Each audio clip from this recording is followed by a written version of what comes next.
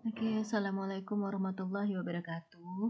Kita lanjutkan materi kedua di pertemuan kelima ini, yaitu tentang fungsi trigonometri. Kita mulai dengan definisi dari fungsi trigonometri. Ketika kita bicara tentang fungsi trigonometri, sepertinya kita sepakat bahwa yang terbayang itu adalah sudut beserta segitiga siku-siku, terutama bagi kalian yang sudah pernah mendengar tentang fungsi trigonometri ya. Yang kita pikirkan itu adalah tentang adanya sudut beserta segitiga siku-siku. Nah, ini adalah segitiga siku-siku digambarkan dengan di sini yang merupakan sudut siku-sikunya. Kemudian sudut yang terbentuk antara dua garis ini, let's say kita notasikan dengan theta, yaitu sudut yang terbentuk antara dua garis ini ya. Kemudian panjang sisi yang mendatar ini adalah sepanjang X, dan panjang sisi yang tegak ini adalah sepanjang Y. Kemudian panjang sisi miring ini adalah R. Hubungan antara X, Y, dan R itu sesuai dengan teorema Pythagoras adalah bahwa R kuadrat sama dengan X kuadrat ditambah Y kuadrat. Jadi panjang sisi ini dikuadratkan sama dengan panjang sisi ini dikuadratkan tambah panjang sisi ini dikuadratkan. Dengan kata lain, lebih jauh lagi bahwa panjang dari sisi miring ini itu sama dengan akar dari X kuadrat ditambah Y kuadrat. Nah, didefinisikan bahwa untuk sudut theta yang berada di sini, maka sinus dari sudut theta ini itu adalah sama dengan Y per R, yaitu panjang sisi yang di hadapannya dibagi dengan panjang sisi miringnya. Kemudian kosinus theta itu didefinisikan dengan panjang sisi yang berdampingan dengan sudut tersebut dibagi dengan sisi miringnya. Jadi kosinus dari sudut theta ini sama dengan X per R. Nah, nilai sinus dan kosinus ini tidak sama jika kita bicara sudutnya itu adalah sesuatu yang berada di sini. Let's say di sini adalah sudut alfa. Maka sinus dari alfa ini itu bukan lagi Y per R, dan kosinus dari sudut alfa ini bukan lagi X per R. Melainkan sinus dari alfa ini atau sudut yang terbentuk antara dua garis ini itu adalah panjang sisi yang di hadapannya yaitu X, kemudian dibagi R. Kemudian kosinus dari sudut ini itu adalah panjang sisi yang berdampingan dengan sudut itu, yaitu panjang Y, dibagi dengan panjang sisi miring ini. Jadi tergantung kita melihat sudut pandang sudutnya berada di mana ya, jadi harus hati-hati. Kemudian domain dari dua fungsi ini yaitu sinus dan kosinus ini itu adalah theta yang merupakan sembarang bilangan real. Sedangkan output dari sinus dan kosinus ini itu adalah nilai-nilai yang terletak antara negatif 1 hingga 1, termasuk negatif 1 dan 1 itu sendiri. Dengan kata lain, kalau kita berhitung nilai fungsi sinus dan kosinus, maka nilai terkecil yang mungkin muncul itu harusnya adalah negatif 1, dan nilai terbesar yang mungkin muncul itu adalah positif 1. Dengan demikian bisa disimpulkan bahwa nilai minimum untuk nilai sinus dan kosinus itu adalah negatif 1. Nilai maksimum untuk sinus dan kosinus itu adalah positif 1. Dan nilai sinus dan kosinus itu bisa terletak antara negatif 1 hingga 1 dan termasuk negatif 1 atau 1 itu. Itu image atau range dari fungsi sinus dan kosinus. Nah, sebenarnya konsep awal dari definisi sinus dan kosinus itu adalah berangkat dari adanya lingkaran, kemudian dengan titik pusatnya di titik asal ya, yaitu di titik 0,0, kemudian dengan jari-jarinya adalah R.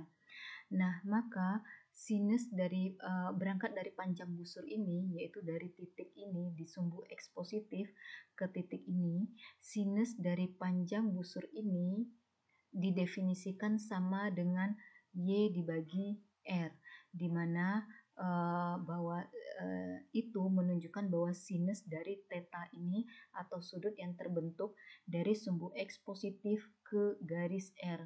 Jadi kalau misalnya busurnya itu bergerak dari sini hingga ke titik ini, buat dulu garis yang menghubungkan titik pusat dengan titik ini, maka sinus dari panjang busur ini atau sama dengan merupakan sinus dari sudut theta ini itu didefinisikan sama dengan nilai Y yang berada di titik ini dibagi dengan panjang jari-jarinya. Kemudian kosinus dari panjang busur ini atau kosinus dari sudut theta ini itu sama dengan nilai X atau nilai X yang berada di titik ini dibagi dengan panjang jari-jarinya. Take a note bahwa kan domainnya tadi theta sembarang bilangan real ya. Jika tetanya bernilai positif berarti busur ini berjalan berlawanan arah jarum jam. Jadi perhatikan kursornya bahwa dia akan selalu berangkat mulai dari sumbu X positif. Jika tetanya bernilai positif berarti perjalanan busurnya itu adalah berlawanan arah jarum jam. Berarti dari sini atau dari sepanjang titik yang ada di sini berjalan ke arah kiri. Sedangkan jika tetanya bernilai negatif, maka perjalanan busurnya dari titik ini atau dari titik-titik yang berada di sumbu X positif ini berjalannya searah jarum jam. Jadi kalau perjalanan busurnya searah jarum jam, maka sudut tetanya bernilai negatif. Nah, sekarang bisa dijelaskan bahwa kenapa sih nilai sinus theta itu terletak antara negatif 1 dan 1, begitu juga nilai kosinus theta itu terkait dengan rumus dari sinus dan kosinus itu. Kan didefinisikan bahwa sinus theta itu sama dengan Y per R, di mana R itu adalah akar dari X kuadrat tambah Y kuadrat, di mana nilai R ini tentunya lebih besar atau bisa jadi sama dengan nilai X dan nilai Y. Nah, pembagian antara dua buah bilangan ini di mana angka di pembilangnya kecil daripada angka di penyebut ya tentunya terletak antara 0 hingga 1. Makanya nilai sinus dan kosinus itu nilainya kecil dari 1, tidak mungkin lebih dari 1. Kemudian kenapa bisa positif? Karena tergantung pada titik yang berada di lingkaran. Jadi tergantung pada perjalanan dari busurnya. Kayak di sini, kalau titiknya di sini, maka nilai sinusnya adalah positif karena di titik ini Y-nya itu kan bernilai positif. Kan tadi dirumuskan bahwa atau didefinisikan bahwa sinus theta sama dengan Y per R. Yang namanya R jelas positif ya karena R jari-jari. Nah, Y dan X itu tergantung pada posisi titik berada di lingkaran ini di sistem koordinat. Nah, kalau titik Y di sini itu berarti nilai Y-nya kan bernilai positif ya, terletak di atas sumbu X, maka nilai sinusnya adalah positif. Nah, kosinusnya adalah akan bernilai negatif karena kalau di titik ini X-nya itu adalah nilai X yang berada di titik ini, di mana nilai X yang berada di titik ini itu bernilai negatif. Nah, bilangan negatif dibagi bilangan positif kan negatif. Nah, oleh karena itu image atau range dari fungsi trigonometri atau fungsi sinus dan kosinus itu terletak antara negatif 1 hingga 1. Kenapa bilangan desimal? Karena alasannya tadi ya bahwa bilangan yang kecil dibagi dengan bilangan yang lebih besar, tentu hasilnya adalah bilangan desimal murni yaitu 0, sekian atau negatif 0, sekian. Kenapa ada positif, kenapa ada negatif? Ya tergantung keberadaan titik X, Y di sistem koordinat yang berada di lingkaran ini. Kalau misalnya titik X, Y-nya berada di sini, maka nilai sinus theta itu dihitung berdasarkan pada pergerakan busur hingga ke titik ini.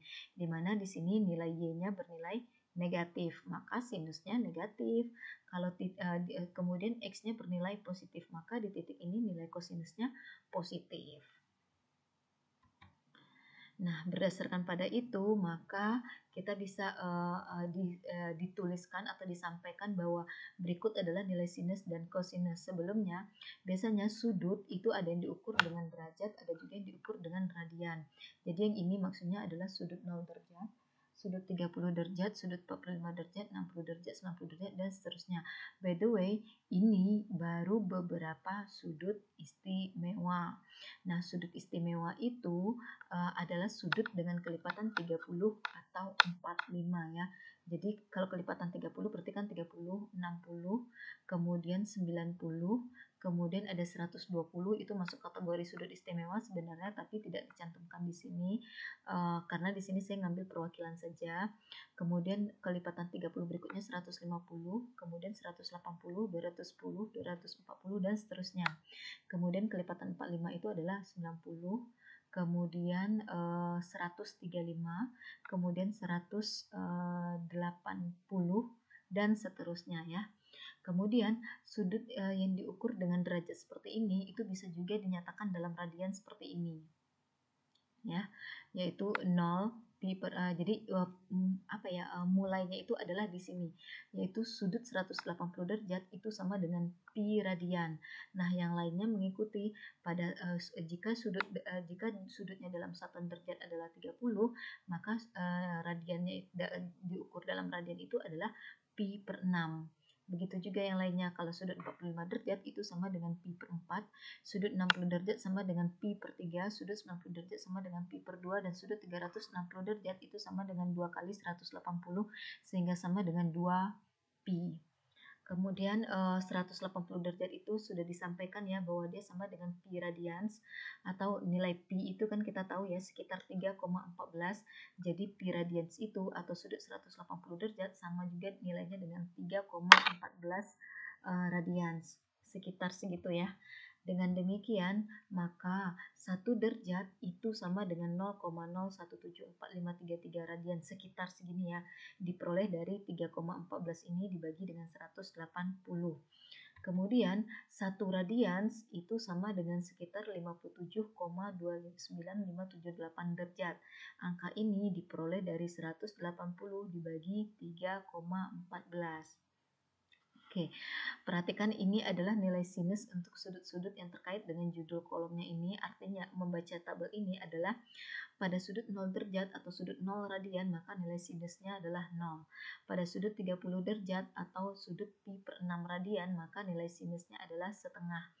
Kemudian pada sudut 45 derajat hingga pi per 4 atau sudut pi per 4 radian, maka nilai sinusnya adalah setengah akar 2. Begitu seterusnya. Nah, kalau saya pribadi lebih suka atau lebih gampang menghafal nilai sinus dan kosinus ini melalui grafik. Nanti akan diperlihatkan grafiknya.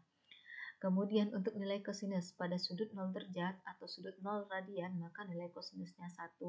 Pada sudut 30 derajat atau sudut pi per 6 radian, maka nilai kosinusnya adalah setengah akar 3. Nilai kosinusnya ya, pada sudut 45 derajat atau sudut pi per 4 radians, maka nilai kosinusnya adalah setengah akar 2, dan seterusnya. Nah, berikutnya, by the way, untuk bicara tentang nilai dari fungsi trigonometri itu, bagaimana menghafalnya? Kalau sebagaimana yang saya sampaikan tadi, saya pribadi lebih suka dengan grafik. Setelah slide ini akan ditampilkan grafik dari fungsi sinus dan kosinus. Akan terlihat di mana dia bernilai positif dan negatif. Oke, beberapa sifat penting dari trigonometri sedikit saja, untuk lebih banyaknya bisa dibaca di buku kalkulusnya. Nah, ini yang paling penting, bahwa hubungan antara sinus dan kosinus, yaitu bahwa sinus kuadrat atau nilai sinus kuadrat ditambah nilai kosinus kuadrat itu sama dengan 1. Kemudian sinus dari negatif X itu sama dengan negatif dari sinus X, sehingga fungsi sinus merupakan fungsi ganjil. Karena di sini ketika nilai X-nya berlawanan, maka nilai sinusnya juga berlawanan tanda, maka fungsi sinus itu merupakan fungsi ganjil. Sedangkan pada fungsi kosinus, pada X sama dengan negatif, ketika X bernilai negatif, nilai kosinusnya itu sama dengan nilai kosinus dari X yang positif. Atau dengan kata lain, ketika X-nya berlawanan tanda, nilai kosinusnya sama. Oleh karena itu, fungsi kosinus merupakan fungsi genap. Oke, ini adalah fungsi trigonometri lainnya, yaitu tangen theta sama dengan sinus theta per kosinus theta. Jadi sebenarnya intinya yang penting diingat itu adalah konsep sinus dan kosinus. Jika konsep sinus dan kosinus paham, maka untuk 4 fungsi trigonometri lainnya insya Allah akan mudah difahami. Nilai tangen theta sama dengan sinus theta dibagi kosinus theta. Nanti kebalikan dari tangen itu adalah kotangen, di mana kotangen itu sama dengan kosinus theta bagi sinus theta, atau dia sama dengan 1 per tangen. Kemudian kosekant theta itu sama dengan 1 per sinus theta. Sedangkan terakhir sekant theta sama dengan 1 per kosinus theta. Jadi fungsi trigonometri itu sebenarnya ada 6 ya, termasuk sinus dan kosinus. Namun ide dasarnya itu adalah dari sinus dan kosinus. Kalau kita menguasai nilai sinus dan kosinus atau konsep sinus dan kosinus, maka ini akan mudah pula dipahami. Oke, ini dia grafik fungsi trigonometri. Kita mulai dengan grafik fungsi sinus, yaitu fx sama dengan sinus x. Sehingga karena grafik dari fungsi sama dengan grafik dari persamaan, maka grafik dari fungsi sinus fx sama dengan sinus x sama dengan grafik dari fungsi grafik dari persamaan y sama dengan sinus x. Nah, ini dia grafiknya, yaitu berbentuk gelombang. Perhatikan yang di kanan ini itu adalah untuk sudut-sudut positif, sedangkan yang di kiri ini adalah untuk sudut-sudut negatif. Nah, dari fungsi sinus ini kita bisa tahu bahwa by the way di sini pi ya, ini 2pi. Untuk sudut dari 0 derajat hingga pi radians atau dari 0 derajat hingga 180 derajat, nilai sinusnya itu adalah positif, sedangkan dari 180 derajat hingga 360 derajat nilai sinusnya negatif karena terletak di bawah sumbu X. Kemudian sebagaimana yang tadi diidentifikasi bahwa sinus itu kan fungsi ganjil, maka dia simetris terhadap titik asal. Sehingga jika nilai X-nya berlawanan tanda, maka nilai fungsi sinusnya juga berlawanan tanda. Di sini kita lihat bahwa ini adalah X pi per 2 ya. Pi per 2 itu adalah sama dengan 90 derajat. Nah, pada X sama dengan pi per 2 radians atau 90 derajat, nilai sinusnya itu adalah 1. Sedangkan kemudian lawan dari pi per 2 itu kan negatif pi per 2. Nah, karena ini adalah fungsi ganjil, maka pada X sama dengan negatif pi per 2, nilai Y-nya itu adalah negatif 1, yaitu lawan dari 1 tadi. Begitu juga pada titik-titik lainnya ya. Kemudian bisa dilihat juga di sini bahwa grafik dari fungsi sinus itu adalah antara Y negatif 1 hingga positif 1 sesuai dengan image atau range dari fungsi sinus. Kemudian grafik dari fungsi kosinus atau grafik dari Y sama dengan kosinus X adalah sebagai berikut. Nah, kelihatan sekilas itu sama persis dengan fungsi sinus. Padahal sebenarnya ini berbeda. Grafik dari fungsi kosinus itu adalah sama dengan grafik dari fungsi sinus yang telah ditranslasi atau digeser sejauh pi per 2. Dengan kata lain maksudnya adalah ini pi per 2 ya. Mulai kalau pada grafik kosinusnya maka disinilah mulai nilai grafik untuk 0 derajat. Jadi dari sini coba lihat ini itu sama dengan ini. Jadi ini digeser sejauh 90 derajat ke kiri. Ini dia. Nah, untuk grafik dari fungsi kosinus ini mulai dari 0 sampai 90 derajat yang dia positif, kemudian mulai dari 270 derajat hingga 360 derajat dia positif juga. Sedangkan dari 90 derajat hingga 270 derajat nilai kosinusnya adalah negatif, atau mulai dari sudut setengah pi radians hingga 1/2 pi radians nilai kosinusnya itu adalah negatif. Nah, karena tadi sudah kita identifikasi bahwa fungsi kosinus itu adalah fungsi genap, maka grafik dari fungsi kosinus ini simetris terhadap sumbu Y. Bisa dilihat ya. Misalnya ini deh, pada sudut pi radians atau 180 derajat, nilai fungsinya atau nilai kosinusnya negatif 1. Maka pada X yang berlawanan, yaitu X sama dengan negatif pi, nilai kosinusnya juga negatif 1. Karena kan kalau fungsi genap, jika nilai X-nya berlawanan tanda, maka nilai fungsinya tetap sama. Oke. Dan dapat diperhatikan gelombang untuk fungsi kosinus ini itu akan selalu periodik di setiap interval 2pi. Begitu juga di sini. Nah, fungsi kosinus juga demikian, dia akan periodik atau berulang kembali dengan bentuk yang sama setiap interval 2pi. Oke. Jadi, grafik dari fungsi sinus dan kosinus itu periodik sepanjang 2pi. 2pi itu dari ini sampai 2pi ini, atau dari 2pi hingga 4pi. Begitu juga di sini ya. Nah, kita lihat grafik dari fungsi sinus more detail. Di sini adalah titik X pi per 2 radians atau 90 derajat. ini pi atau 180 derajat, ini 1,5 pi atau 270 derajat, dan ini 2 pi untuk 360 derajat. Nah, sebagaimana yang disampaikan tadi bahwa sudut-sudut istimewa itu adalah kelipatan dari 30 derajat dan 45 derajat. Nah, kalau di sini pi per 2 atau 90 derajat secara berturut-turut nih, dari 0 hingga 90 derajat itu yang sudut istimewa berarti adalah 30 derajat, 45 derajat, dan 60 derajat. Perhatikan grafiknya kan naik nih. Berarti dari semakin naik X-nya sampai pi per 2 atau sampai 90 derajat ya, maka nilai Y-nya juga semakin naik. Nah, nilai sinus dan kosinus yang istimewa itu adalah pilihannya 0, setengah, setengah akar 2, setengah akar 3, dan 1. Dan ini secara berturut-turut dari yang terkecil hingga yang terbesarnya. Nah, maka kalau kita melihat perjalanan dari grafiknya, pada X sama dengan 30 derajat, tentunya nilai sinusnya itu adalah yang terkecil dari sini, karena kan perjalanannya makin lama makin naik. Pada X sama dengan 30 derajat, nilai sinusnya itu yang istimewa adalah setengah. Kemudian naik lagi nilai sudutnya, yaitu 45 derajat, nilai sinusnya itu adalah setengah akar 2. Naik lagi sudutnya menjadi 60 derajat, nilai sinusnya itu adalah setengah akar 3. Kemudian naik lagi menjadi 90 derajat, maka nilai sinusnya itu adalah 1.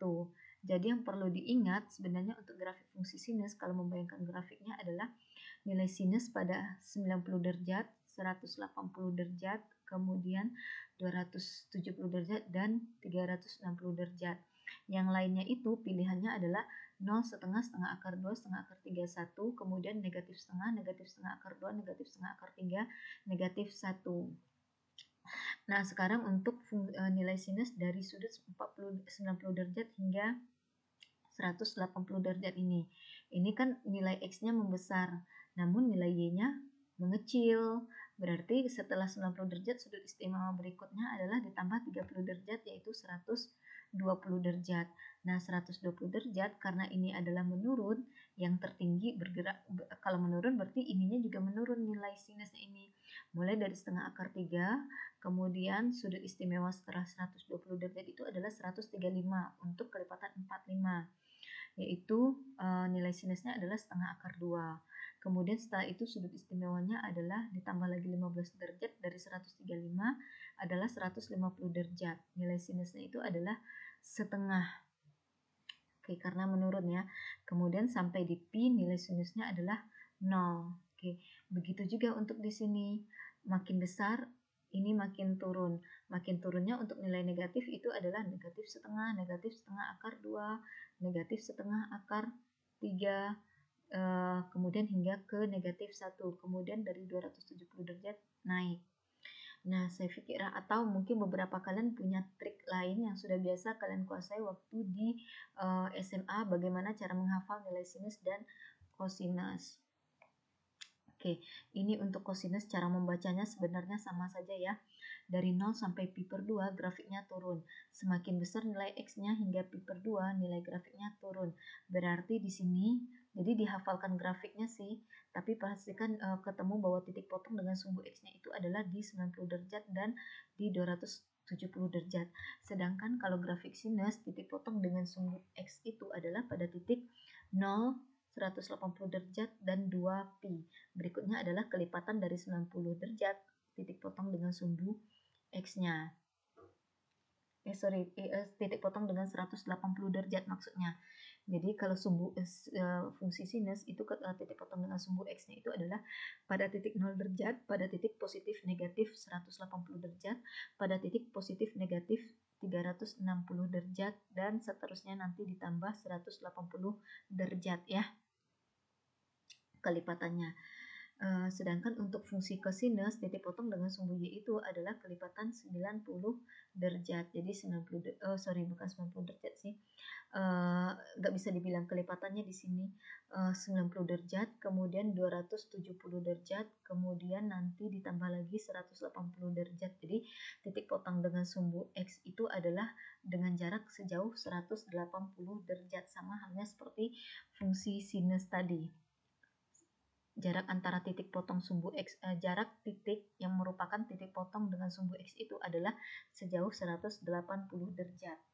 Oke, ini grafik fungsi kosinus. Nah, di sini semakin besar X-nya sampai 90 derajat, nilai Y-nya makin kecil. Nah, berarti mulai dari kiri, mulai dari yang nilai X terkecil, sudut istimewanya ya, 30 derajat, itu nilai Y-nya adalah yang tertinggi di antara ini adalah setengah akar 3 ya, yang kalau satu kan jelas untuk kosinus dari 0 derajat. Kemudian di bawahnya lagi kosinus dari 45 derajat itu adalah setengah akar 2. Kemudian di bawahnya lagi ke kanan lagi atau lebih besar lagi nilai X-nya, maka nilai Y-nya itu adalah setengah. Sampai tiba di sudut 90 derajat, nilai Y-nya itu adalah 0. Oke. Dengan pemahaman yang sama sih ya, intinya sih pemahaman kalian bagaimana membaca grafik dari suatu fungsi. Namun nanti ke depannya kita bicara sinus dan kosinus, walaupun ini adalah sudut istimewa, ya pakai kalkulator untuk menghitung nilai sinus kosinusnya juga silahkan ya. Oke, sekian materi kita untuk fungsi trigonometri. Mudah-mudahan bermanfaat atau sudah mulai terbayang apa yang dimaksud dengan fungsi trigonometri. Tapi sebagaimana yang disampaikan di awal tadi, ketika kita membayangkan fungsi trigonometri, berarti yang terbayang adalah adanya segitiga siku-siku dan sudut ya. Oke, terima kasih. Sampai ketemu di penjelasan berikutnya. Assalamualaikum warahmatullahi wabarakatuh.